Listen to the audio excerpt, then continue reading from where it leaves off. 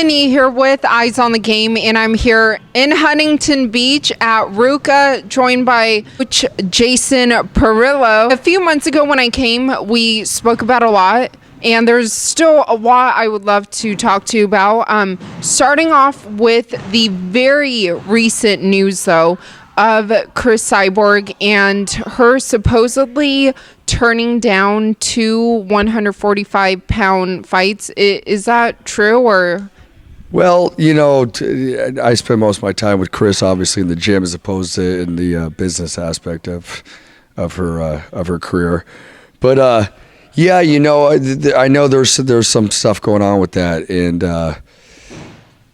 and I really got to try to get my mind around it and talk to her about it, see what really is going on and what the root of it is. Because, you know, if that is the case and she is offered a 145-pound class, that is something that we've been campaigning for 4 or 5 years now, and it's something that we've all been passionate about. Her whole team's been passionate about. And, you know, it's something that I know that she's passionate about. So if there was any type of offer to her and any type of refusal on her part, I would have to assume that there's something behind it. There's a reason behind it. I mean, you know, Cris is a fighter, and that's her dream, is to have the 145-pound division created with the UFC, and she wants to be the champion of the 145-pound weight division. So, you know, I know that's her biggest goal, and I know that's what she's been working on her whole career now. So, you know, the confusion between all of that, I haven't really got my head around, or I haven't really got all the facts of the matter. So, you know, I can't answer that. I can beat around the bush a little bit on that question, you know, because I know Cris and I'm hearing and knowing about the situation. So, you know, I got to talk to her about it and see what exactly is going on. Now, there was also some talk about maybe her and Holly Holm fighting at a bit of a catch weight, but even though Holm's camp just recently denied it, do you know anything about that? What, they denied that there was a fight being lined up? At 145.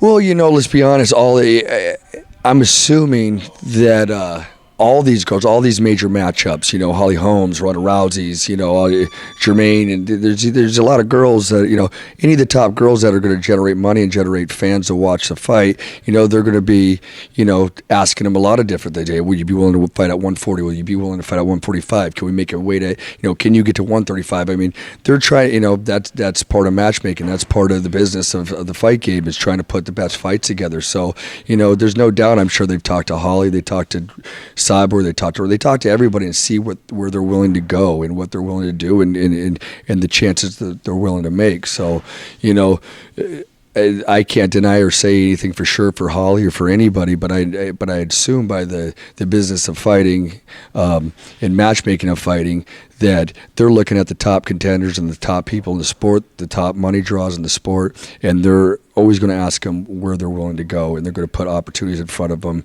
you know, time and time again. But even though as of right now, there is no immediate fight lined up for Cris, has she still been in the gym training? Yeah, and she is. Yes, she. You know, we worked Monday night.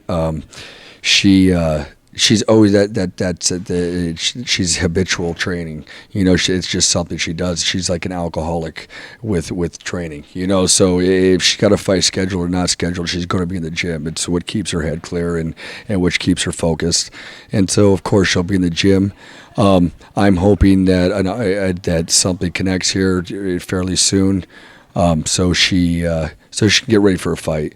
You know, because the problem with being in the gym year round too, and sometimes when you don't have a fight scheduled, it's easy to burn out, and it's a draining game, this fight game. These fighters, you know, go through a lot more that anybody really even knows. I mean, you know, especially the fans, and you know, even sometimes the promotion stuff. You lose track when you're not in the gym with the fighters and watching them grind and watching their emotional state of mind, ups and downs, and the whole 9 yards. You know, you detach yourself from it a little bit. You know, there's a lot of people that are part of this sport and part of this game that are detached from of the human being that's going in there and fighting and entertaining people, so yeah, of course she's in the gym, and and of course I'm looking forward to her having a fight scheduled, so she can stay focused on a fight and not spend an extra 2 or 3 months just in the gym grinding it out with nothing scheduled, and put her in a situation where she might be able to burn out a little bit.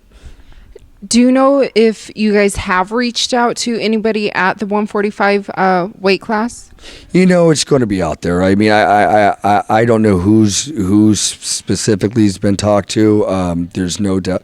I don't see why there wouldn't be reaching out to people that are willing to take a fight at 145, especially for the fight that we've been campaigning that she fights at 145. She's taken herself to the brink of death at 140. So, I would assume by the way that Cyborg draws that that everybody's going to look for people to come to 145. Of course, she can build that division. She really can. And there's girls there. What do again? I'm not a promoter. I get the understanding of what's going on, but bottom line, hopefully there's a 145-pound class. It sounds like they're flirting with it or going to do it. So that's a blessing.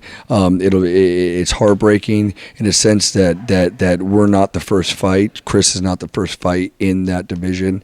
Whether it's for a title or whether it's just for a fight. That's the way life is.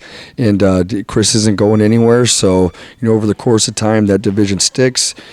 Cris will be the champion of that division. You did mention Ronda Rousey's name a bit earlier. How do you see that fight going between her and Amanda Nunes? Yeah, it's hard to say. It's gonna be a rough go for Ronda. You got to take your hat off to her. She's fighting for it. She's coming out, with the number one. She's been off, and some people have arguments whether ring rust is there or not. It's there.